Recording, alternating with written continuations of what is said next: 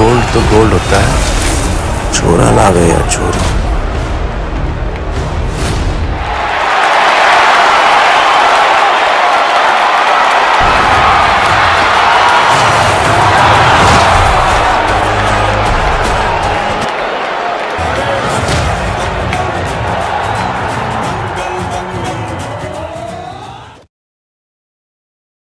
गावाकडे मैदान असते जत्रेत, त्यावेळेस माझे पप्पा मला कुस्त्याला घेऊन जायचे. म्हणजे सांगत नव्हते मुलगी आहे म्हणून, मी मुलगा म्हणूनच खेळायचे. काही असलं तरी सगळं विकायला लागलं तरी चालेल, पण पोरगी पहिलवान झाली पाहिजे, एवढं पप्पांचं माझं टार्गेट होतं. गुरांचं शेड होतं, म्हणजे आमच्या गाया होत्या आधी, आणि त्या गाया विकून मग त्याच शेडमध्ये राहायला लागलो, कारण आमचं छपराचं घर होतं.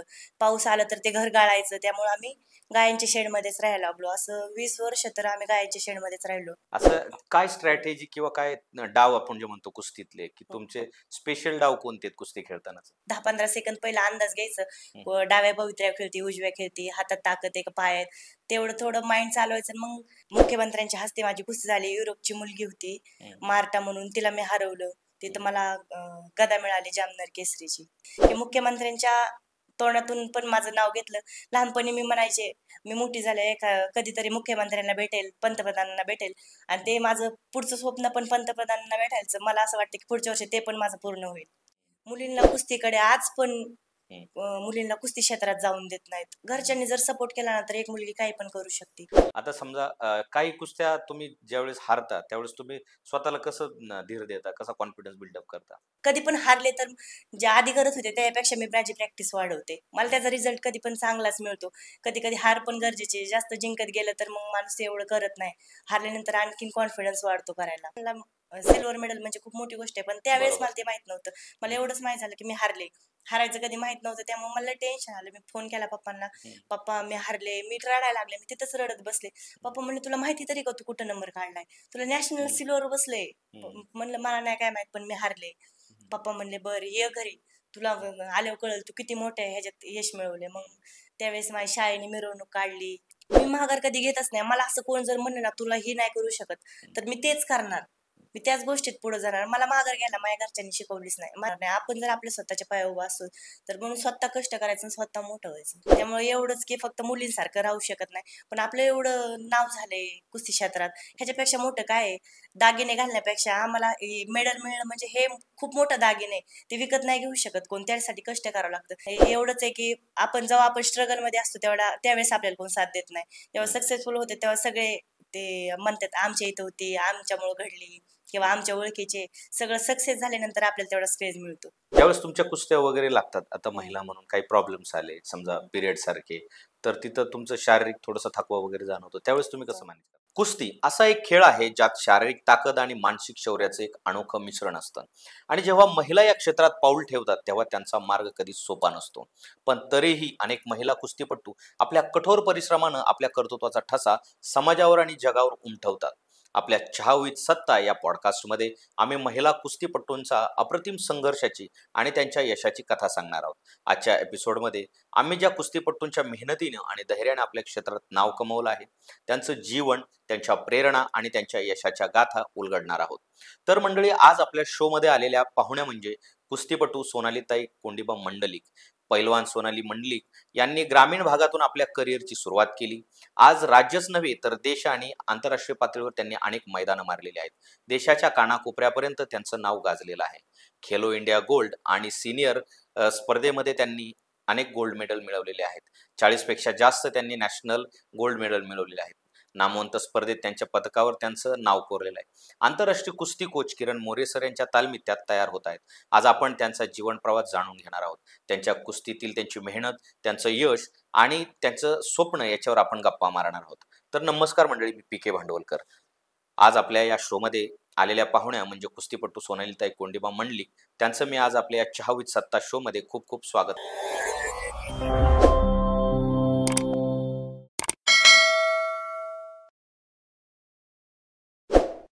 महत्वाच्या गोष्टी आपण आज या पॉडकास्टच्या माध्यमातून आपण जाणून घेणार आहोत. तर तुम्हाला कधी वाटलं की कुस्ती क्षेत्रात तुम्हाला करिअर करायचंय? ही ठिणगी कधी पडली आयुष्यात? कुस्ती म्हणजे काय मला जेव्हापासून माहीतच नव्हतं तेव्हापासून मी त्या क्षेत्रात उतरले. माझे वडीलच पैलवान होते, पण घरची परिस्थिती वडिलांची म्हणजे गरीब असल्यामुळं त्यांना पुढे कुस्ती क्षेत्रात पुढे जाता आलं नाही. मग त्यांनी माझा जन्म व्हायच्या आधीच ठरवलं होतं की मुलगा हो किंवा मुलगी हो, तिला मी पैलवान करणार. आणि मग माझं ते जन्माच्या आधीच लिहिलेलं होतं की मी पैलवान होणार आहे, त्यामुळं मी आज पैलवान आहे. अरे वा, छान. म्हणजे दंगल पेक्षाही भारी स्टोरी आहे तुमची, की आधीच ठरलेलं होतं तुम्ही कुस्ती क्षेत्रात येणार म्हणून. माझ्या पप्पांना कुस्तीची आवड आहे, त्यामुळं जरी मुलगा असता मी माझ्या बहिणीला पण म्हणले पप्पा कर, पण तिला नाही कुस्तीची आवड. माझा भाऊ पण आता लहान आहे, तो पण कुस्तीचा सराव करतोय. अच्छा, म्हणजे घरात सगळे पैलवान आहेत. हा, इथून पुढची पिढी सगळी पैलवानच असणार. पहिली कुस्ती कधी खेळलात तुम्ही आयुष्यात? पहिली कुस्ती मला एवढं आठवत नाही, पण गावाकडे मैदान असते जत्रेत, त्यावेळेस माझे पप्पा मला कुस्त्याला घेऊन जायचे. म्हणजे सांगत नव्हते मुलगी आहे म्हणून, मी मुलगा म्हणूनच खेळायचे. 10-20 रुपये मिळायचे कुस्त्यांना आणि मला पण असं वाटायचं की पैसे मिळतात मला शाळेत खर्चायला होते, म्हणून मी पण कुस्त्या खेळायचे गावाकडल्या मैदानामध्ये. अच्छा, म्हणजे गावातल्या जत्रेतल्या मैदानात हा, खेळायचे. जत्रेच्या मैदानात. तेव्हा तुम्ही शाळेत कितवीला असताना अंदाजे? शाळेत नव्हते तेव्हा पण जायचे, पहिली दुसरीत असताना पण मैदानात जायचे. अच्छा, म्हणजे पहिली जाण्यापूर्वी तुम्ही कुस्तीच्या मैदानात हा. गेला. कुस्ती एवढी येत नव्हती, पण फिरायचे मैदान खेळायचे. धाडस वाढायसाठी पप्पा न्यायचे मला खेळायला. ओके, म्हणजे सुरुवात कुठून झाली? म्हणजे तुम्ही मूळ कुठून आहात? मी कापरेवाडी तालुका कर्जत जिल्हा अहिल्यानगर येथून आहे. माझ्या गावातच तालीम होती जिथं पप्पा लहान मुलांची प्रॅक्टिस घ्यायचे, मला बघायला न्यायचे. मग बघत बघत मी पण खेळायला सुरू केलं तिथंच. म्हणजे आता तुमचं फॅमिली बॅकग्राऊंड कसं आहे? फॅमिली बॅकग्राऊंड, माझे मम्मी पप्पा दोघं पण शेतकरीच आहेत. शेतीतच म्हणजे पावसाळी शेती काय म्हणतात पावसाळी शेतीला, अंगण. हा, ते फक्त तेवढ्याच सीझन मध्ये पीक घेतलं जातं. म्हणजे दुष्काळी भाग हा, आहे कर्जत. दुष्काळी भाग आहे. तेवढ्याच सीझन मध्ये जसं पीक येईल, जसा इन्कम आहे तसं त्याप्रमाणे मला खर्च करते. घरची आर्थिक परिस्थिती कशी आहे? म्हणजे आर्थिक आधी तर आम्ही आता ह्या वर्षीच पत्र्याचं घर बांधलंय. आता पण पत्र्याचंच आहे, पण आधी गुरांचं शेड होतं, म्हणजे आमच्या गाया होत्या आधी, आणि त्या गाया विकून मग त्याच शेड मध्ये राहायला लागलो, कारण आमचं छपराचं घर होतं. पाऊस आलं तर ते घर गाळायचं, त्यामुळे आम्ही गायांच्या शेड मध्येच राहायला लागलो. असं 20 वर्ष तर आम्ही गायांच्या शेड मध्येच राहिलो. घराला दरवाजा पण नव्हता आमच्या घरात, तेव्हापासून तिथंच राहिलो 20 वर्ष. अरे बापरे, म्हणजे खूप संघर्षमय जीवन तुम्ही. खूप, म्हणजे मला एवढं नाही कळत, पण माझ्या मम्मी पप्पांनी खूप संघर्ष केला.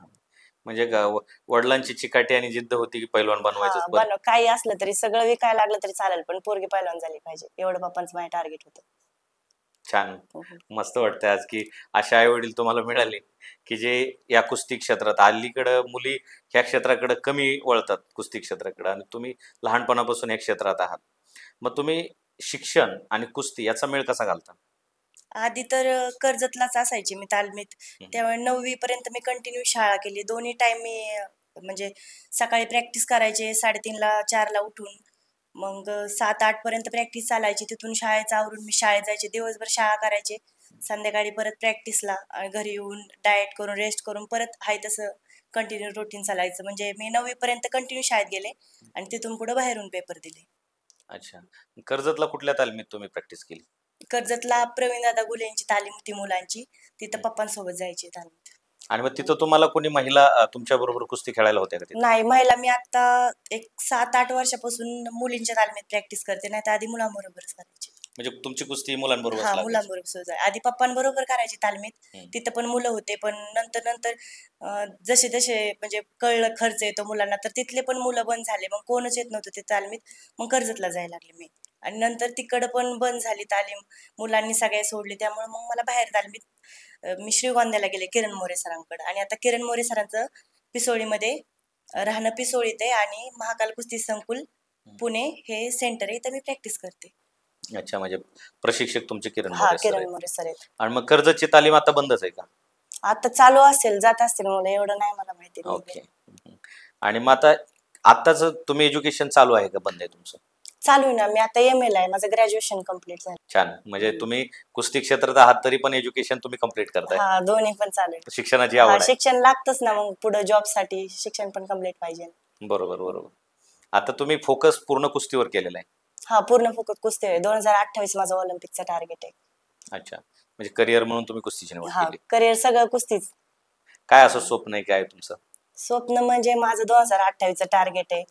कसं, आमची परिस्थिती आधी लय गरीब होती. मला असं माझ्या घरच्यांनी माझ्यासाठी सगळं म्हणजे सगळं विकलंय, म्हणजे बारीक गोष्टी विकून मला सोनं नाणं, माझ्या मम्मीला फक्त मंगळसूत्र आहे, सोनं कसलं सोनं नाही आहे तिला. म्हणजे माझ्यासाठी त्यांनी एवढं केलंय म्हणजे मला पण त्यांच्यासाठी काहीतरी करणं गरजेचं आहे. माझ्या मम्मी पप्पांचा मीच मुलगा आहे, त्यामुळं पुढं पण परिस्थिती चांगली झाली पाहिजे, मला पण जॉब मिळाला पाहिजे, यासाठी मी आता कुस्ती खेळते. आणि पुढं सरकारने पण एक चांगली नोकरी दिली पाहिजे असं मोठं टार्गेट आहे माझं 28चं.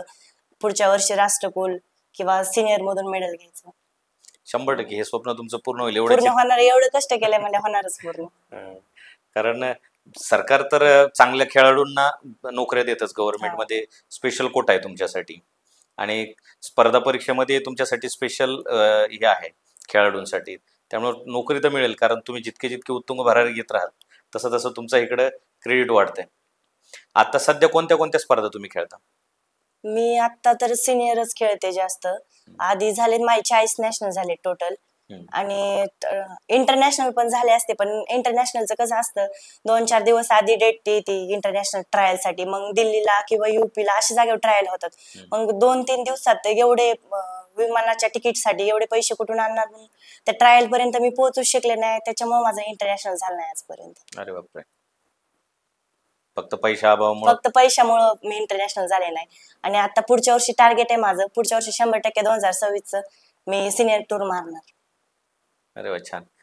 फक्त आर्थिक अडचणीमुळे, म्हणजे गुणवत्ता असून तुम्ही फक्त पैशाच्या ह्याच्यामुळे मागे आहे. हा, पण जेवढं माझ्या घरच्यांनी मला एवढं सपोर्ट केलाय त्यांच्यामुळे मी आज काय आहेत, म्हणजे एवढे नॅशनल मॅच झालेत, मला एवढे लोक ओळखतात फक्त माझ्या मम्मी पप्पांमुळे. अनेक संस्था मदत करतात खेळाडूंना, मग तुम्हाला कोणी मदत केली नाही का? आर्थिक मदत आता रोहित दादा पवार मला मानधन देतात, ते काय देतात, माझे पप्पा काय देतात, असं दोघं मिळून मला सपोर्ट चालू. आता तुम्ही अनेक कुस्त्या खेळलात, ह्याच्यापैकी असा एखादा अविस्मरणीय आहे का कोणचा, की सामना होता तो फार कठीण होता तुमच्यासाठी, चॅलेंजिंग होता? हा, पहिलं माझं स्टेट होतं. मी 6वीत पहिल्यांदा, म्हणजे कुस्तीत कसं आहे 6वी पासून खेळू शकतं स्पर्धा, शासकीय स्पर्धा. तर 6वीला मी स्टेटला गेलते आणि फायनल पर्यंत गेले. आणि मला माहित नव्हतं की 10-0 कुस्ती झाल्यावर हारतं म्हणून. मला फक्त आधीच मैदानीच एवढं माहित होतं की पाठ टिकले म्हणजे आपण हारलो. आणि मग माझे पॉइंट तिचे 8 झालते आणि माझा 0 पॉइंट झालता.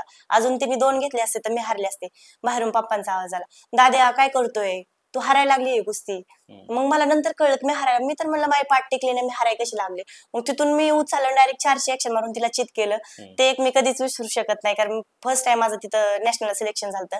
नॅशनलला सिलेक्शन झालं, पण जायला पैसे नव्हते नॅशनलला जाण्यासाठी. मग बऱ्याच जणांना मागितले पप्पांनी पैसे, सगळ्या पाहुण्यांना, म्हणजे सावकार बिवकार त्यांना असते त्यांना पैसे मागितले, पण कोण दिले नाही पैसे. पप्पांकडे पण नव्हते. वाटलं नव्हतं सिलेक्शन होईल, पण जिद्द तेवढी ठेवली म्हणून झालं सिलेक्शन. मग काय करायचं काय समजाना, सगळ्यांना विचारून झालं. मग माझे पप्पा आडवाबोरचं काम करायचे, म्हणजे ते विहिरीत आडवाबोर लावून ते पाणी येतं ते.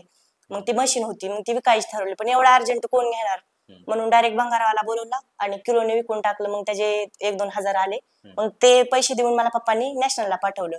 तिथं पण मी जिद्दारी करून कुस्त्या केल्या, फायनलला गेले. तिथं फायनलला हारले मी, मला सेकंड बसला तिथं, कारण फर्स्टच नॅशनल होतं, एवढा अनुभव नव्हता त्यामुळं. पण तरी पण पहिल्याच वर्षी नॅशनलला सिल्वर मेडल म्हणजे खूप मोठी गोष्ट आहे. पण त्यावेळेस मला ते माहित नव्हतं, मला एवढंच माहित झालं की मी हारले. हारायचं कधी माहित नव्हतं, त्यामुळे मला टेन्शन आलं. मी फोन केला पप्पांना, पप्पा मी हारले, मी रडायला लागले. मी तिथंच रडत बसले. पप्पा म्हणले तुला माहिती तरी का तू कुठं नंबर काढलाय, तुला नॅशनल सिल्वर बसले. म्हणलं मला नाही काय माहित, पण मी हारले. पप्पा म्हणले बरं ये घरी, तुला आल्यावर कळलं तू किती मोठ्या ह्याच्यात यश मिळवले. मग त्यावेळेस माझ्या शाळेने मिरवणूक काढली, म्हणजे पहिल्यांदाच माझी एकदाच मिरवणूक झाली. ती मिरवणूक काढली म्हणजे मग नंतर कळलं की मला नॅशनल सिल्वर मेडल काय असतं. तेच माझ्या विस्मरणीय क्षण आहे, मी ते कधीच विसरू शकत नाही ती गोष्ट. अच्छा, म्हणजे तुम्हाला तिथं पॉइंट्स वर कुस्ती असते हे माहित नव्हतं, फक्त पाठ टेकली. पहिलंच वर्ष होतं ना माझं नॅशनल खेळायचं. पहिल्याच वर्षी नॅशनलला कोण जात नाही, पण एवढी प्रॅक्टिस होती, ते अंगातच मुलांबरोबर प्रॅक्टिस करून तेवढी ताकद होती म्हणून गेले मी पहिल्याच वर्षी नॅशनलला. तिथं कुणाबरोबर तुमची कुस्ती लागली होती फायनलला? का फायनलला सिमरन म्हणून, नाही सिमरन नाही, हरियाणाची कोणतरी मुलगी होती. सिमरनला ती कधीच हरवली नव्हती, तिला मी सेमीफायनललाच हरवली. ते पण मला माहित नव्हतं म्हणून हरवलं. एवढी मोठी माहित असतं तर काय माहिती काय झालं असतं कुस्तीचं, पण तिला मी हरवली आणि फायनलला गेले. फायनलला थोड्याहून कुस्ती गेली माझी तिथं. आता समजा तुम्ही प्रसंग सांगितला की तुम्ही कुस्ती तिथं हारलात, मग तुम्ही त्याच्यानंतर मनाला काय आधार दिला की परत एकदा आता कसं उभं राहायचं किंवा काय? परत मग तिथंच मी ठरवलं, आता मी ज्यावेळेस मी सिनियर खेळल, आता हे बाकीचे नॅशनल तर मला सगळीकडे गोल्ड सिल्वर फिक्स बसायचंच, पण त्यावेळेस ठरवलं की सिनियर नॅशनल सगळ्यात मोठं नॅशनल असतं, तिथं मी सिनियर नॅशनलला गोल्ड घेणार. आणि गेल्या वर्षी 2 सिनियर नॅशनल झाले, दोन्ही सिनियर नॅशनल माझं गोल्ड मेडल बसलं. आणि तो प्रवास कसा होता तुमचा? प्रवास ते मी तेवढं वर्ष मी ते डोक्यात ठेवलं, मी रोज ते समोर माझ्या कागदावर लिहून ठेवायचे, सिनियर नॅशनलला गोल्ड मेडल घ्यायचं. जोपर्यंत ते माझं टार्गेट पूर्ण होत नाही, मी तोपर्यंत तेच डोळ्यासमोर घेऊन ते मी टार्गेट, आता माझं सिनियर नॅशनलचं पूर्ण झालं, आता माझं टार्गेट 2028 आहे.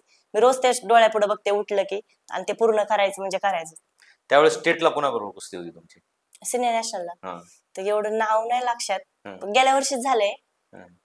पण नॅशनलला कोणाबरोबर होती? नॅशनलला फायनलला हरियाणावाले बरोबर झाली. म्हणजे पहिल्यांदा हरियाणावाल्याने आपटवलं, तुम्ही परत नेऊन त्याला हा. आपटवलं. कारण कुस्ती क्षेत्रात मुलींमध्ये हरियाणा सगळ्यात जास्त पुढे आहे. पण माझे कोच सांगतात, हरियाणा असू ना तर दिल्ली असू, कोण का असा, तू कुस्ती काढायची म्हणजे काढायची. बरोबर.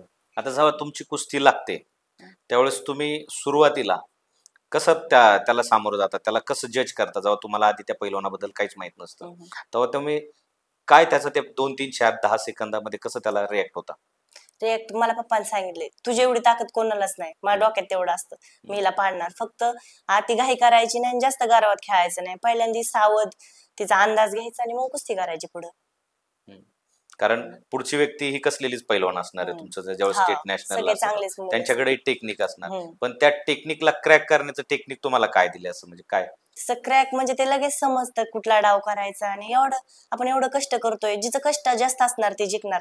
आणि मला माहिती मी किती करते, दिवसात 7-8 तास करते, त्यामुळं जिंकणार. ज्यावेळेस तुम्ही जिंकता आणि तुम्ही जिंकल्याच्या नंतर तुमच्या आई वडिलांना भेटता, त्यावेळी ते कसे रिॲक्ट होतात, काय कसं सेलिब्रेशन असतं तुमचं? जिंकल्यावर तर आई वडिलांना भेटणंच होत नाही, आता कंटिन्यू कुस्त्या चालू असतात, मी जाते 4-5 महिन्यातून एकदा घरी, मग ते घरचे लाईव्ह कुस्ती बघते, ते तिकडच खुश होते. मग माझं असं वाटतं, जिंकलं आपलं काहीतरी साध्य झालं, आपण जिंकून, एवढं घरचे आपल्यामुळे आनंदित होते, त्यातच खूप खुशी होती. त्यांच्या डोळ्यात तुम्हाला समाधान दिसतं का? समाधान दिसतं. पुढच्या वेळेस अजून ह्याच्यापेक्षा मोठ्या चांगल्या मुलीला हरवायचं, पुढच्या मोठ्या स्पर्धेत नंबर काढायचा आणि त्यांना खुश करायचं, एवढंच माझ्या डोक्यात असतं. म्हणजे त्यांच्या कष्टाचं तुम्ही चीज केलं आणि पुढे करणार पण. आता ज्यावेळेस पुरुषांची कुस्ती आणि महिलांची कुस्ती, तर महिलांच्या स्पेशली कुस्तीमध्ये महिलांसाठी अनुकूल कोणते कोणते डाव आहेत की जे त्याच्यावर जास्त फोकस केलं पाहिजे मुलींनी खेळताना? महिलांना आणि पुरुषांना दोघांना पण डाव सेमच आहेत, तसं काय फोकस करायचं म्हणजे दोघं पण कुठले पण डाव करू शकतात. आता कुस्तीच्या क्षेत्रात महिला म्हणून तुम्हाला काय अडचणी वाटतात? महिला म्हणून कसं, स्पर्धा तर खेळल्याच जातात, पण आता पण असे काय काय गाव आहेत की तिथं मुलींच्या कुस्त्या घेत नाहीत. जर एक श्री आहे तर सगळे, असं त्या गावकऱ्यांना पण कळायला पाहिजे. आता मुलींनी मैदान नाही खेळले पाहिजे, पण सगळ्याच मुली रिच घरातून नसतात, त्यांना पण काय अडचणी असतात. माझ्यासारख्या मुलींना मैदानी कुस्त्या करून 4-2 पैसे मिळतात, असं गावकऱ्यांनी पण त्या सपोर्ट करायला पाहिजे. मुलींच्या पण 4-5 कुस्त्या घ्यायला पाहिजेत, मुलांना जेवढा स्कोप आहे तेवढा मुलींना पण द्यायला पाहिजेत. आणि तू मुलगी आहे, तू नाही करू शकत, असं मुलीला मागं खेचायला नाही पाहिजे, सपोर्ट करायला पाहिजे सगळ्यांनी. बरोबर. आता कुठल्या कुठल्या गावामध्ये तुम्हाला सपोर्ट मिळाला चांगला? आता सध्या तर मी जिथं, म्हणजे माझ्या कुस्तीच्या डेट आधीच ठरून असतात. आता ह्या वर्षी तर सगळ्यात जास्त, एवढ्या वर्षांमध्ये सगळ्यात जास्त चांगल्या कुस्त्या ह्या वर्षी झाल्यात. चांगले कुस्ते सगळे, आता वाघोलीला, परत जामनेरला माझी मुख्यमंत्र्यांच्या हस्ते माझी कुस्ती झाली. युरोपची मुलगी होती मार्टा म्हणून, तिला मी हरवलं, तिथं मला गदा मिळाली जामनेर केसरीची. अरे वा. काय म्हणले मुख्यमंत्री? काय, त्यांनी त्यांच्या अकाउंटला पण माझा व्हिडिओ टाकलाय की त्या अतिशय म्हणजे सुरुवातीपासूनच आक्रमक कुस्ती खेळत होती, आपल्या भारताचा झेंडा उंच केला, असं त्यांनी माझं कौतुक केलं. मी तिथं लाईव्ह नाही ऐकलं, पण नंतर ऐकलं, एवढं छान वाटलं की मुख्यमंत्र्यांच्या तोंडातून पण माझं नाव घेतलं. लहानपणी मी म्हणायचे, मी मोठी झाले कधीतरी मुख्यमंत्र्यांना भेटेल, पंतप्रधानांना भेटेल, आणि ते माझं पुढचं स्वप्न पण पंतप्रधानांना भेटायचं. मला असं वाटतं की पुढच्या वर्षी ते पण माझं पूर्ण होईल. कारण आताच तुम्ही मुख्यमंत्री देवेंद्र फडणवीस यांना भेटून आलेला आणि त्यांनी तुमचा व्हिडिओ पण शेअर केला, ही खूप चांगली गोष्ट आहे. त्याच्यामुळं त्यांच्या हँडलून पूर्ण महाराष्ट्रभर देशभर तुम्ही पोहोचलेला आहात. मग तुम्ही सरकार दरबारी त्यांच्यापाशी काही हे केलं का, मदत मागितली का? नाही, मदत नाही मागितली. कुस्ती तेवढं मी कुस्ती खेळायलाच गेलते, त्यामुळे सगळं कुस्तीविषयीच गदा ते देऊ. आता कुस्ती खेळताना तुम्ही काय, तुमचं दिवसभराचं रुटीन कसं असतं? माझं तर मी 10 वर्षापासून रोज पहाटे 3:30ला उठते. नॉर्मली प्लेयर 4:30-5ला उठतात, पण बाकीच्यांपेक्षा काहीतरी वेगळं करायचं म्हणलं आपल्याला त्यांच्यापेक्षा कष्ट पण जास्त करावं लागणार. त्यामुळे 3:30ला उठते. एक अर्धा पाऊण तास फ्रेश व्हायला जातो. तिथून नंतर सपाट्या होतात.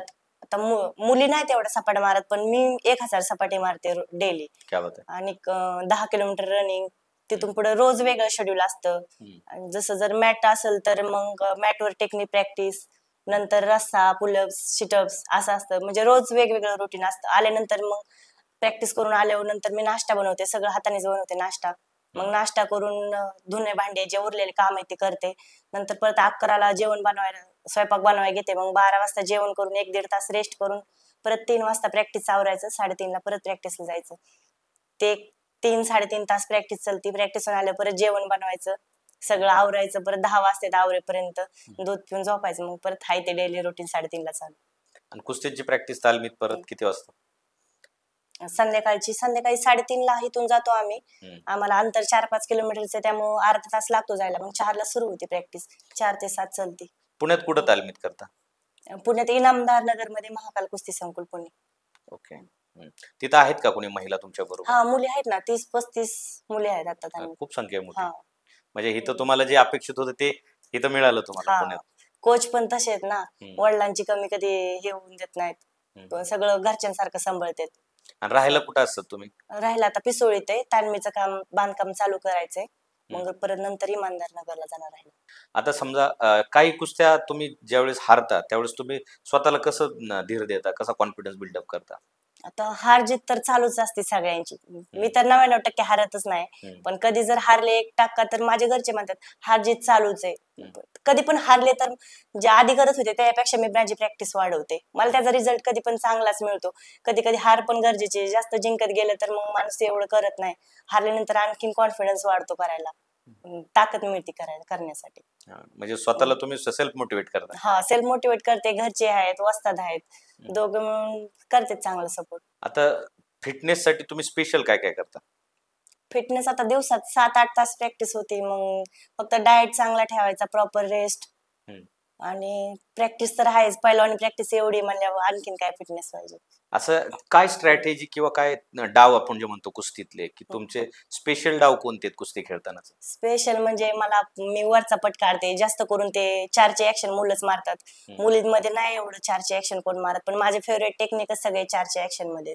असं स्पेशल म्हणजे तुमचा तो डावच तुमचा तसा आहे? हा, पट काढते मी. पट वरती डोक्या उचलून टाकते मी 4च्या ऍक्शन पटाच्या. पुढच्या पहिलवानाचं तर हाल होत असते. पॅटर्न डावच तो आहे म्हणलं. मग आता जाताना समजा स्पर्धेला जाताना तुम्हाला आधी माहित होतं का की कोणाशी कुस्ती लावणार आहे समजा नॅशनल मध्ये ह्याच्यामध्ये? स्पर्धेला नसताना माहित. ड्रॉ जसे पडतील आधी वजन घेतात, नंतर कॉम्प्युटरवर टोकन पाडतात, मग त्याप्रमाणे कुस्त्या होतात. तसं मैदानी कुस्तीला माहित असतं कोणाबरोबर होणार, पण स्पर्धेला नाही माहित, नसतं माहित. मग एखाद्या पहिलवानाबरोबर तुमची कुस्ती लागणार हे माहित असलं तुम्ही त्याचा काय अभ्यास वगैरे करता का? अभ्यास म्हणजे आता त्यांनी प्रॅक्टिस केली, आपण प्रॅक्टिस केली. आज जाऊन थोडे 10-15 सेकंद पहिला अंदाज घ्यायचं. डाव्या पवित्र्या खेळती, उजव्या खेळती, हातात ताकद आहे का पायात, तेवढं थोडं माइंड चालवायचं. मग ती अटॅकिंग कुस्ती करत असली तर आपण डिफेन्सिव्ह करायची, ती डिफेन्सिव्ह करत असेल तर आपण अटॅकिंग करायची. असं ते कुस्तीत गेलं की ते समजतं. एवढ्या वर्षापासून कुस्ती करते म्हणलं ते खेळायला गेलं की लगेच समजतं ते कुठला टेक्निक करणार आहे. कारण प्लस निगेटिव्ह पॉईंट काय आहेत, आपण कुठं जिंकू शकतो, त्याला कुठं पराजित, तर ह्याचा एक बेसिक स्टडी तुमचा असेल ना? बेसिक स्टडी आता ती कुस्ती अंगातच आहे, ते रक्तातच आहे, त्यामुळे ते खेळायला गेलं की लगेच समजतं की तर कुठलं टेक्निक करायचं. तुम्ही ज्यांच्याकडे प्रॅक्टिस करता किंवा जे तुमचे कोच आहेत त्यांचं योगदान काय, कसे आहेत कोच तुमचे? कोच मी आता 7 वर्ष झालं त्यांच्याकडे प्रॅक्टिस करते. 7 वर्षात मला असं कधी माझ्या घरची त्यांनी आठवण येऊन दिली नाही. मला मी कधी पण हारू दे, मला आजपर्यंत कधीच काय बोलले नाहीत. दरवेळेस मला सरांनी मोटिवेशन केले की हारजीत तर चालू असते सर म्हणतात, पण तुझ्याकडे एवढे म्हणजे टॅलेंट आहे एवढं की तू पुन्हा त्या मुलीला हारू शकते. मी कुणाबरोबर जरी खेळायला गेले ना सर मला जाताना सांगा तू 100% हिला पाडणार. मग मला तेव्हा एवढा कॉन्फिडन्स येतो, जरी माझी त्यापेक्षा जोड बारीक असली ना तरी मला कॉन्फिडन्स येतो की मी तिला पाडणार म्हणून, का तर सर म्हणलेत. कोण आहेत कोच तुमचे? माझे sir Kiran More sir, NS झाले सरांचं, कोल्हापूरचे सर. कोल्हापूरचे आहेत. आणि ते तुमचे 7 वर्षापासून प्रॅक्टिस हा, घेतात? 7 वर्ष. मग आता ते पूर्वी तिकडे होते का तुमच्या भागात, काय पुण्यातच होते पहिले? आधी श्रीगोंद्याला होते, आता स्वतः सेंटर चालू केले पुण्यात. ओके. त्यांच्याकडे अजून मुली आहेत का तुमच्या व्यतिरिक्त? हा, 30-35 मुली आहेत तालमीत. अच्छा, हम्म. त्या सगळ्या त्या मोरे सरांच्या अंडर का हा खेळतात? सर. आता त्यांच्या कोचिंगचा तुमच्यावर नेमका काय प्रभाव पडला बाबा? प्रभाव म्हणजे मला सरांचा आवाज आला ना की मला ताकद येते. पण दुसरं किती कोणी कोचिंग करू दे, मला दुसऱ्यांचा आवाजच येत नाही. एकदा सर म्हणले ना सोने चल, की लगेच मग माझं ते जोश निर्माण होतं माझ्या अंगात. मग लगेच तुम्ही उचलूनच आपटीत. हा. कारण तुमच्या अनेक कुस्त्या मी बघितल्यात, हा. त्याला काय परूसच करून टाकता तुम्ही. महिलांना कुस्ती क्षेत्रात पुढे येण्यासाठी प्रोत्साहन मिळण्यासाठी काय संधी निर्माण करायला असं तुम्हाला समाजाने किंवा सरकारने करावं असं तुम्हाला वाटतं? घरच्यांनी पहिले सगळ्यात आधी तर घरच्यांनी सपोर्ट केला पाहिजे. हम्म, मुलींना कुस्तीकडे आज पण हम्म, मुलींना कुस्ती क्षेत्रात जाऊन देत नाहीत. घरच्यांनी जर सपोर्ट केला ना तर एक मुलगी काही पण करू शकते. कुस्ती हा खेळ असं म्हटलं जायचं की मुलांचा आहे, पण तसं काय नाही. आपण जर ठरवलं तर आपण काही करू शकतोय. कुस्ती हा खेळ मुलींचा पण आहे. आता माझं पण इंस्टाग्रामला पेज आहे सोनाली मंडे म्हणून. मी नवीन मुली तयार व्हावं म्हणून मी माझे सगळे व्हिडिओ कुस्तीचे त्याच्यावर टाकत असते. हम्म. एक सगळ्यांचा गैरसमज आहे की मुलींमध्ये एवढी नाही ताकद येऊ शकत नाही किंवा कुस्ती क्षेत्रात पुढे जाऊ शकत नाही. हम्म. त्यासाठी मी सगळं त्यात दाखवते. तुम्हाला असं काही वाईट फीडबॅक किंवा कोणी मागे खेचण्याचा प्रयत्न, नाव ठेवण्याचा प्रयत्न केला का की मुलगी कुस्ती खेळते म्हणून समाज? आधी करायचे, आता तर कोण नाही काय बोलत. पण ज्या वेळेस माझं नाव नव्हतं, माझा नंबर नव्हता बसत, त्यावेळेस म्हणायचे की मला नव्हते म्हणत, पण पप्पांना म्हणायचे कशाला मुलगी पैलवान करतोय, घर संसाराकडे लक्ष दे, आताच तुझा संसार चालू झालाय, शेतीत लक्ष दे. बरोबर. पण नाही, पप्पा म्हणले मला काय माहित नाही, मला माझी पोरगी पैलवान करायची, मी तिलाच लक्ष देणार. सगळे म्हणजे सगळ्यांनी परत संबंध तोडला, घरी यायचे बंद झाले सगळे. आमचं नाजूक परिस्थिती असल्यामुळे आमचे काही पाहुणे बी घरी येत नव्हते. म्हणजे कसा फीडबॅक ही इम्पॉर्टंट गोष्ट आहे, कारण मुलींसाठी कुठली की त्यांना थोडा निगेटिव्ह फीडबॅक आला, लोकांनी नाव ठेवलं की ते माघार घेतात.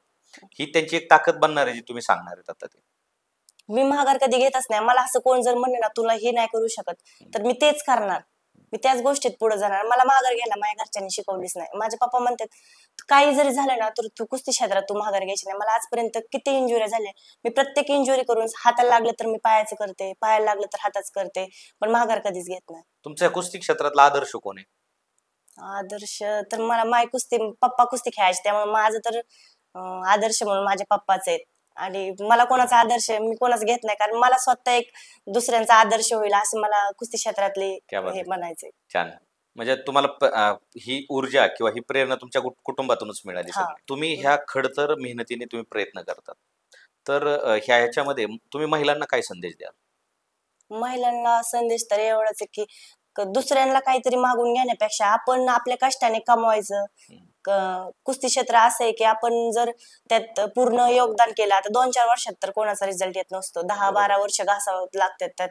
मग तिथून पुढे आपल्याला जॉब मिळते, मग आपल्याला कोणाला मागायची गरज पडणार नाही. आपण जर आपल्या स्वतःच्या पायावर उभा असतो तर म्हणून स्वतः कष्ट करायचं आणि स्वतः मोठं व्हायचं. आता समजा ज्यावेळेस लोक तुमच्यावर टीका करतात, त्यावेळेस तुम्ही त्याला कसं सामोरं जाता, कसं फेस करता? आता सध्या तर माझ्यावर कोण टीकाच करत नाही. आधी करायचे, पण मी इग्नोर करते, मी कोणाला लक्ष देत नाही. आपल्याला माहिती आपण कष्ट करतोय, आपण आपल्या कष्टावर आपण पुढे चाललोय. लोकांचं काय ते देवाला पण नाव ठेवतात, त्यांच्या टीकांकडे काय लक्ष द्यायचं. एक महिला म्हणून तुम्ही ह्या कुस्ती क्षेत्रात प्रावीण्य मिळवण्यासाठी काय त्याग केलेत आतापर्यंत? काय गमावलंय असं वाटतं तुम्हाला? गमावलं काहीच नाही, कुस्तीने सगळं दिलंय, एवढं नाव केलंय की एवढंच की फक्त मुलींसारखं राहू शकत नाही, पण पुढे तेच करायचंय. आता 2-3 वर्ष, अजून 2-4 वर्ष पहिलवानकी चांगली करायची, नंतर आपल्याला तेच करायचंय. त्यामुळे एवढंच की फक्त मुलींसारखं राहू शकत नाही, पण आपलं एवढं नाव झालंय कुस्ती क्षेत्रात, ह्याच्यापेक्षा मोठं काय आहे? दागिने घालण्यापेक्षा आम्हाला मेडल मिळणं म्हणजे हे खूप मोठं दागिने, ते विकत नाही घेऊ शकत कोण, त्यासाठी कष्ट करावं लागतं. त्यामुळं काय गमावलंय असं मला तर वाटत नाही. जे सगळं जे आहे तेच कमावलंच आहे कुस्तीत. कारण महिलांचं जर बघितलं तर फॅशन, झिरो फिगर ह्या गोष्टीकडे जास्त अट्रॅक्शन असतं, तर तुम्ही त्याच्याकडे कसं पाहता? त्यांचं असतं की सुंदर दिसाय, हो. आमचं एवढंच असतं, आज दंड बारीक नाही दिसले पाहिजे, मांडी वाढवायची, कट्स दिसले पाहिजेत, ह्याच्याकडेच लक्ष असतं, ते दुसरं काय नाही. अनेक स्पर्धा होतात, त्याच्यामध्ये एक वेगळेपण वेगवेगळ्या स्पर्धांचं काय आणि तुम्ही त्यात स्वतःला कसं पुढे आणण्याचा प्रयत्न करता? म्हणजे एखाद्या स्पर्धेमध्ये यश मिळवण्यासाठी तुम्ही काय आधी त्याच्या आधी कष्ट घेता? कष्ट कंटिन्यू वर्षभर प्रॅक्टिस चालूच आहे. काही स्पर्धा आली की जाऊन खेळायचंय, आपण त्यासाठी रेडीच आहे. आता कुस्ती खेळ म्हणत आता पण कुस्ती खेळ, कुठलीही स्पर्धा असू दे, कुस्ती म्हणजे कायम खेळायला रेडी? हा, कधी पण रेडी, भीती नाही कसली. आता कुस्ती क्षेत्रात महिलांनी जास्तीत जास्त यावं असे तर त्यासाठी काय बदल व्हायला पाहिजेत असं तुम्हाला वाटतं कुस्ती क्षेत्रात? बदल म्हणजे सगळ्यांनी त्यांना प्रोत्साहन दिलं पाहिजे. हम्म. मुलींनी पण तेवढं जर घरच्यांनी तुम्हाला तालमीत पाठवलं तर तुम्ही पण त्यांना रिस्पॉन्स दिला पाहिजे. नाहीतर आजकाल असं आहे की घरचे पाठवतात तालमीत पण मुली तालमीत येऊन प्रॅक्टिस करत नाही. जर आपले घरचे आपल्यासाठी त्यांच्या एवढ्या इच्छा आहेत तर आपलं पण कर्तव्य आहे की आपण त्यांची इच्छा पूर्ण केली पाहिजे. आपण तेवढं कष्ट पण केलं पाहिजे मुलींनी. बरोबर, हे झालं एक भाग. पण अजून कुस्ती क्षेत्रात अजून त्यांना काय काय गोष्टीची कमतरता पडते म्हणजे? कमतरता म्हणजे जर एखादी मुलगी चांगली लेवलची प्लेअर आहे तर तिला असे मोठे मोठे व्यक्ती त्यांनी सपोर्ट केला पाहिजे. आजकाल कुठल्या पण गोष्टीत माणसं व्यतिरिक्त पैसे घालतात. असं जर एखाद्या खेळाडूला सपोर्ट केला तर माझ्यासारखे प्लेअर, माझ्यासारखे अनेक मुली आहेत ते पुढे जातील. जर मी नॅशनल पर्यंत खेळू शकते, जर सपोर्ट असला तर मी इंटरनॅशनल खेळेल, ऑलिम्पिक खेळेल. सपोर्ट करायला पाहिजे मोठ्या व्यक्तींनी. बरोबर. कारण महिलांचं मागे खेचण्याचं प्रमाण जास्त आहे, की हा तू मुलगी आहे म्हणून तू हे करू शकत हा नाही, तू कुस्ती खेळ करून. कुस्ती क्षेत्रात खूप कमी महिला दिसतात बाकीच्या हम्म. स्पोर्ट्स पेक्षा. मग त्यांच्यासाठी काय वाटतं की हे बदल झाल्या तर कुस्तीत जास्त महिला येतील? हा येणार ना. तेवढं सपोर्ट बी करायला पाहिजे. मुलांना कसं आता प्रत्येक मैदानात मुलांची कुस्ती घेतात किंवा बक्षीस पण मुलांना जास्त असतं, तसं मुलींना पण जास्त बक्षीस द्यायला पाहिजे. जर ठेवलं मोठे मोठे बक्षीस ठेवलं तर घरचे पण म्हणते कर तू कुस्ती किंवा ये तू खेळात. तर खेळात चांगला इन्कम आहे. जर एवढे नॅशनल खेळून जर काही मिळत नसेल किंवा इन्कम नसेल तर त्यामुळं मुली खेळत नाहीत. म्हणून सरकारने पण किंवा जे आयोजक असतात त्यांनी पण मोठे मोठे बक्षीस ठेवायला पाहिजेत. म्हणजे खेळाकडे मुलींची वाटचाल वाढेल. कारण जिल्हा स्तरावर बी काही कोचिंग सेंटर पाहिजेत का त्या ह्याच्यात? आता सध्या तर सगळीकडे झालेत बऱ्यापैकी जास्त सेंटर, पण मुलींसाठी अजून कमी आहेत. जरी मुलांची तालीम असली तरी मुलींना पण तेवढा त्यांनी सपोर्ट केला पाहिजे. मुली पण पुढं आणल्या पाहिजेत. आता कुस्ती क्षेत्रात महिलांनी स्वतःचं व्यक्तिमत्व घडवण्यासाठी, पैलवान होण्यासाठी काय म्हणजे अशा काय गोष्टी केल्या पाहिजेत की जेणेकरून त्यांना त्यांच्या करिअरला भरारी मिळेल, एक वेगळ्या स्थानावर त्यांना जायला सोपं पडेल? आधी तर पहिल्यांदा तर घरी व्यायाम करायला पाहिजे. बघा आपल्याला खरंच आपण करू शकतोय का नाही ते 21 दिवस पहिले ट्राय करायला पाहिजे. जर आपल्याला ते 21 दिवस आपण कंटिन्यू केलं तर आपण पुढे पण करू शकतोय. फक्त एवढंच की कंटिन्युटी पाहिजे. 4-2 दिवस पहिल्यावर केली, 6 महिने केले, वर्षभर केले, काय होत नसतं. कंटिन्यू करत राहिलं तर मग 100% पुढे जाणार. यशात सातत्य पाहिजे. हा सातत्य पाहिजे. आता तुमचं शिक्षण चालू आहे आणि कुस्ती चालू आहे, हे दोन्ही मॅनेज कसं करता? कशी कसरत आहे ती? मॅनेज म्हणजे आता पेपर मी बाहेरूनच देते, फक्त पेपरलाच जाते. तर ग्रॅज्युएशन कम्प्लीट झालंय. तर पुढे बघायचं जॉबचं आता पुढच्या वर्षी. आणि मग जॉब बघितल्याच्या नंतर परत कुस्ती कशी कंटिन्यू ठेवणार का तुम्ही? हा कंटिन्यू करणार. कारण की मेडल घेतलं तर तसे पोस्ट पण वाढते ना. बरोबर. एक जसं मोठं मेडल असेल तशी पोस्ट वाढते. कारण पुरुषांचं जसं महाराष्ट्र केसरी, हिंद केसरी आहे, तसं महिलांसाठी काही अशा स्पर्धा आहेत का? आता मुलींचं 1-2 वर्षापासून महाराष्ट्र केसरी झाले. पुढच्या वर्षी खेळेल मी महाराष्ट्र केसरीला. आधी वजन नव्हतं म्हणून नव्हते खेळत. 65+ लागतं ना, मग आता पुढच्या वर्षी खेळणार 65 किलोला. आणि काय पात्रता लागती महाराष्ट्र केसरी महिलांचं खेळण्यासाठी? पात्रता काय नाही, वजन पाहिजे 65 किलोच्या पुढं आणि जिल्ह्यातून प्रत्येक जिल्ह्यातून एक मुलगी येते. तसं प्रत्येक जिल्ह्यातून सगळ्या मुली येणार आणि जी फर्स्ट येणार ती महाराष्ट्र केसरी. वयाची काय अट त्याला? सिनियर 18च्या पुढं. 18च्या पुढे किती वय हा. चालतं? आणि साधारण आता ह्या ज्या झालेल्या ह्या वर्षीचं महाराष्ट्र केसरी झालं का महिलांचं? हा झाली महाराष्ट्र. कोण जिंकलं? भाग्येश फण. मातीतील कुस्ती आणि मॅटवरली कुस्ती तुम्हाला सोपी कोणती जाते? सोपी मी दोन्ही पण खेळते, पण आता प्रॅक्टिस मॅटवर आहे त्यामुळं मॅटवरची सोपी वाटते. मी दोन्ही पण मातीत पण खेळते मॅटवर, कारण आपलं सुरुवातच मातीतून झाली. जरी मी आता प्रॅक्टिस करत नसले तरी मी महाराष्ट्राच्या महिलांमध्ये मला असं वाटतं की मी चांगली खेळते सगळ्यात. आता हे आंतरराष्ट्रीय आपण खेळाडू म्हणलं की आता जो मागच्या वेळेस जो प्रसंग घडला, जे ऑलिम्पिक मेडल्स घेतले महिलांना, त्यांना काही गोष्टीत न्याय मिळाला नाही, तसं काही प्रसंग तुम्हाला अनुभव आला का? असं बऱ्याच वेळेस झालंय स्पर्धेला. कधी कधी जर पॉइंट दिले नाहीत आणि ऑब्जेक्शन टाकलं तर ऑब्जेक्शन घेतलं नाही. आता चंद्रपूरला गेल्या वर्षी मी चंद्रपूरला कुस्त्याला गेलते.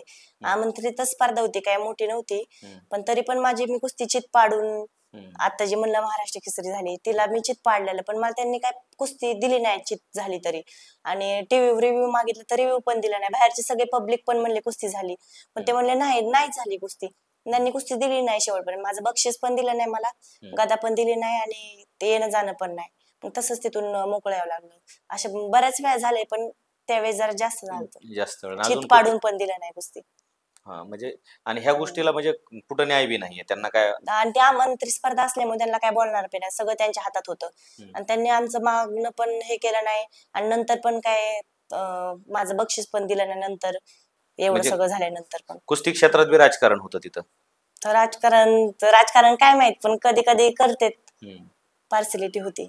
कारण कुस्ती जिंकून पण तुम्हाला बक्षीस दिलं नाही हा, म्हणजे नाही आता दिलं. तिथं आता त्यांना जर तिला जिंकवायचं असेल तर मग नाही दिली मला त्यांनी म्हणजे कुस्ती. ते आतून आतून मॅनेज गोष्टी होतात का? हा, जेवढं चित पाडून अख्खं ते पब्लिक सांगते, मी सोशल मीडियावर पोस्ट केलं, सगळे एवढं सांगते झाली चित कुस्ती, पण ते ना एकच पंच म्हणला नाही म्हणजे नाही, त्यांनी नाहीच दिली शेवटपर्यंत. त्याचं व्हिडिओ रेकॉर्डिंग वगैरे काय नव्हतं? टाकले ना मी, सगळं पोस्ट केले त्यांनी, तिथं टीव्ही दाखवलं स्क्रीनवर, सगळं कुस्त्या संपल्यानंतर काय बोलू शकत नाही, तिथंच बोलू शकतो, आणि तिथं त्यांनी बोलून दिलं नाही, डायरेक्ट मॅचच्या बाहेर काढलं. ही गोष्ट जरा वाईट आहे.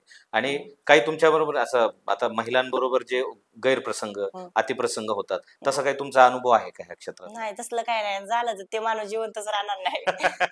तसं काय उचलूनच होणारच नाही, आपटायचं ते त्याला. बघूनच कोण नादी लागत नाही. ज्यावेळेस तुमच्या कुस्त्या वगैरे लागतात, आता महिला म्हणून काही प्रॉब्लेम्स आले समजा पिरियड सारखे, तर तिथं तुमचं शारीरिक थोडंसं थकवा वगैरे जाणवतो, त्यावेळेस तुम्ही कसं मॅनेज करता? थकवा येतो, म्हणजे जे नॉर्मल जे महिलांना होतं तसंच, पोट दुखणं, कंबर दुखी, हातपाय गळतेत, पण आता कुस्ती हाय म्हणल्यावर करावंच लागणार आहे. आणि मग असं पण मंथली पण जर पिरियड्स आले तरी प्रॅक्टिसची सवय असते, त्यामुळे स्पर्धेत पण काय अडचण येत नाही, दुखतं पण जमती कुस्ती करायला. म्हणजे तुम्ही तेवढं त्यावेळेस प्रॅक्टिस बंद नाही ठेवत नाही, महिन्यात? मग स्पर्धेत बी खेळता येत नाही ना, जर इथं प्रॅक्टिस बंद ठेवली तर मग स्पर्धेत कसं खेळणार अचानक, त्यामुळे सवय असल्यामुळे खेळतो कुस्ती. ह्याच्यात ज्या नवीन करिअर करू पाहणाऱ्या मुली आहेत किंवा महिला ज्या त्यांना कुस्ती क्षेत्रात करिअर करायचे, तर ह्यांना काय टिप्स देतात तुम्ही? टिप्स म्हणजे कंटिन्युटी, सातत्य ठेवावं लागेल. पहिलं 5-6 वर्ष तर तुम्हाला कुस्ती शिकायला जातील, 3 वर्ष तर कमीत कमी जाणार शिकायला. रोज व्यायाम करायचा, हारलं जिंकलं तरी पण करत राहायचं, 100 वेळा जरी हारलं तरी 101 वेळेस मी जिंकणार, त्यामुळं कष्ट करायचंच, कंटिन्यू करत राहिलं तर मग यश मिळणार. व्यायामाच्या काय टिप्स देतात त्यांना, की कुठल्या पद्धतीचे व्यायाम केले पाहिजे? व्यायाम म्हणजे आपले जे नॅचरल व्यायाम आहेत, जसं सपाट्या, जोर, बैठक, रनिंग, असं केलं पाहिजे स्टार्टिंगला. नंतर मग पिटी, रोलिंग, ब्रिजिंग, जरा अंग वळायला लागलं की मग कुस्तीचे डाव ते शिकायला पाहिजे. बरोबर. आणि कुठल्या सुरुवातीला स्पर्धा आहेत की त्याच्यात भाग घेतला पाहिजे? सुरुवातीला म्हणजे शालेय तर 6वी पासून 14-17 खेळू शकते, किंवा अनुभव यासाठी छोटे छोटे गावाकडे मैदान किंवा आमंत्रित स्पर्धा असतात मॅटवरच्या, 5-10 हजार रुपये बक्षीस असतं, ते बक्षीस आहे म्हणून नाही, पण आपला कॉन्फिडन्स वाढायला पाहिजे, वाढायसाठी खेळायला पाहिजे स्पर्धा. आता तुमची ऑलिम्पिकला टार्गेट ठेवून तुम्ही काय तयारी करताय? तयारी म्हणजे माझं प्रॉपर डाएट, रेस्ट, प्रॅक्टिस चालू आहे, जे आधी करत होते तसंच, जसं अजून काय काय मला इम्प्रूव्ह करता येईल अशी माझी तयारी चालूच आहे. आता रिझल्ट आल्यावर इंटरनॅशनल कोण कुस्तीपटू आहे ज्याला तुम्ही फॉलो करता ऑलिम्पिक साठी? नाही, तसं कोणाला नाही फॉलो करत. कारण जसं तुम्हाला नॅशनल मध्ये गेल्याच्या नंतर कळलं की इथं कुस्ती पॉइंट्स वर जिंकली जाते, इथं पाठ टेकलं किंवा न टेकलं हा फरक पडत नाही, तसं त्याच्या टिप्स साठी काही वेगळा अभ्यास करता का तुम्ही ऑलिम्पिक मध्ये? टिप्स साठी वेगळा अभ्यास काय नाही, फक्त अशा कुस्त्या दिवसात 10-15 मिनिटं काढून मी फॉरेनरच्या कुस्त्या बघत असते, कारण आपला गेम आणि त्यांचा गेम वेगळा आहे.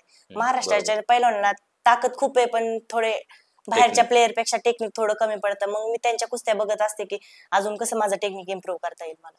आणि त्या लेवलचं टेक्निकला प्रॅक्टिस किंवा तसं मार्गदर्शन इथं मिळते का? हा, सर पण बाहेरच्या कुस्त्या बघते, स्पर्धेला गेल्यावर माहिती मिळते, त्यांचा डाएट ते कळतो, मग त्याप्रमाणे प्रॅक्टिस घेतात.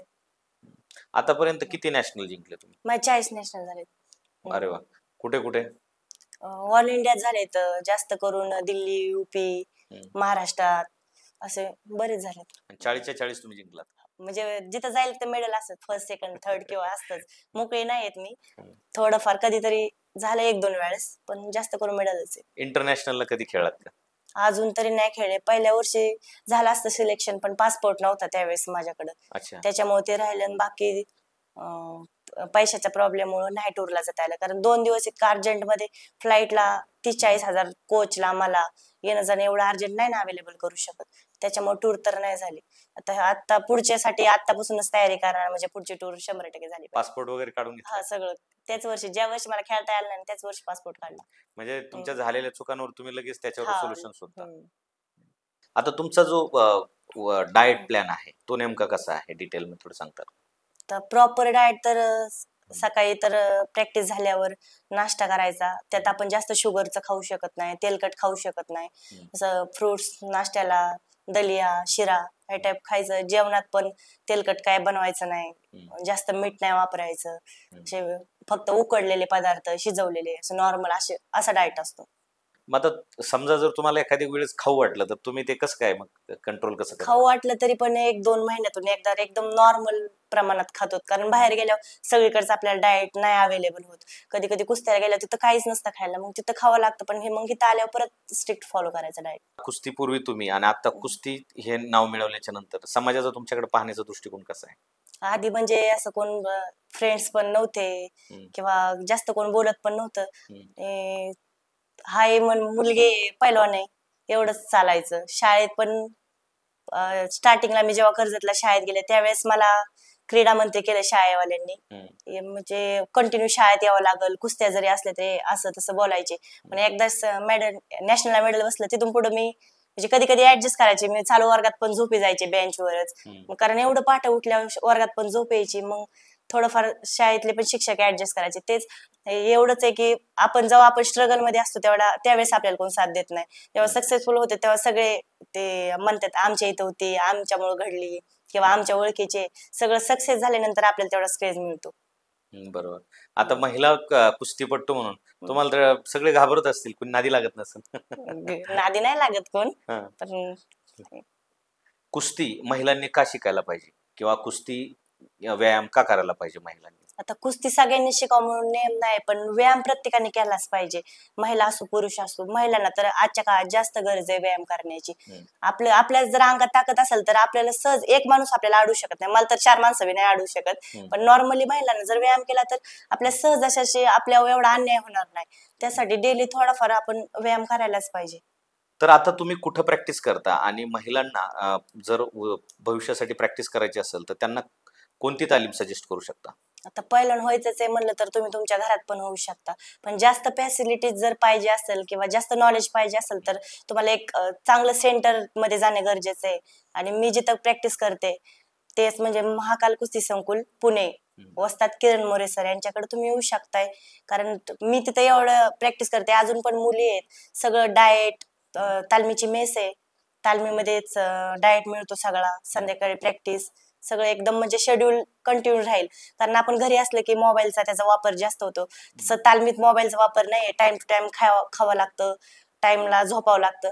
त्यामुळे पहिलवान कुठं पण होऊ शकतोय. पण घरी कसं आपण बाहेर वातावरण तसं नसतं, बाहेर जातो फिरतो, जे नाही ते खातो, मोबाईल जास्त वापरतो. तसं तालमीत आपल्याला जरी करायची नसली प्रॅक्टिस तरी करावंच लागते. त्यामुळे तालमीत राहणं गरजेचं आहे पहिलवान होण्यासाठी. तर मंडळी, आज आपल्या सत्ता या व्यासपीठावर पहिलवान सोनालीताई मंडलिके आल्या. त्यांनी त्यांच्या आयुष्यातील संघर्ष आणि प्रत्येकाला कुस्ती या क्षेत्रात यशस्वी कसं व्हायचं याबद्दल मार्गदर्शन केलं. त्याबद्दल मी सत्ता या कुटुंबाच्या वतीने सोनालीताईंचा आभार मानतो आणि आपण हे अमूल्य असा वेळ रसग्रहण करण्यासाठी दिला त्याबद्दल आपल्या सर्व मंडळींचे आभार मानतो. सोनालीताईंना मी पुढील वाटचालीसाठी शुभेच्छा देतो. पुन्हा भेटूया एका नव्या विषयावर, एका नव्या पाहुण्यांबरोबर. भेटत राहू, बोलत राहू. तर मंडळी, अजूनही चॅनलला सबस्क्राईब केलं नसेल तर सबस्क्राईब करून घ्या. बेल आयकॉन दाबा, म्हणजे तुम्हाला येणारा एपिसोड पाहायला मिळतील. आणि आवडला तर तुमच्या जवळच्या व्यक्तीपर्यंत शेअर करा. सर्वांना माझा जय हिंद, जय महाराष्ट्र.